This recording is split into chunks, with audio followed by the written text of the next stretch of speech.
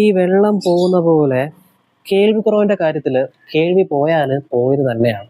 ഇന്നത്തെ കാലത്ത് ഹൃദയം നിന്ന് പോയാൽ പോലും ആർട്ടിഫിഷ്യൽ ആയിട്ടുള്ള ഹൃദയമുണ്ട്, പക്ഷേ കേൾവിക്കുറവിന്റെ കാര്യത്തിൽ അതെന്താ അങ്ങനെ? ഇത്രയൊക്കെ ശാസ്ത്രം ഡെവലപ്പായിട്ടും കേൾവിയുടെ കാര്യത്തിൽ എന്താ അങ്ങനെ? നമ്മളെ കേൾക്കാൻ ഏറ്റവും കൂടുതൽ സഹായിക്കുന്നത് നമ്മുടെ ഉൾച്ചെവിക്കകത്ത് കുറച്ച് ഹെയർ സെൽസ് ഉണ്ട്, ഇതുപോലത്തെ മുടിനാരുകളുണ്ട്.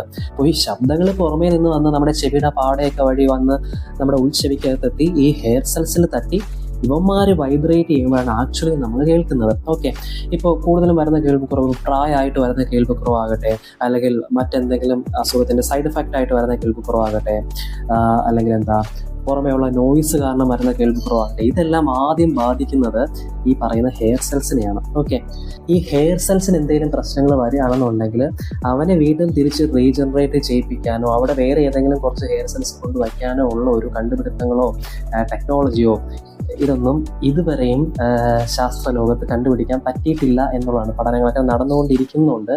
ഏജ് വന്ന ഹെയർ സെൽസിനെ വീണ്ടും ശരിയാക്കിയാലേ നമുക്ക് നഷ്ടപ്പെട്ടു പോയ കേൾവിയെ വീണ്ടും നമുക്ക് ശരിയാക്കാൻ പറ്റുള്ളൂ.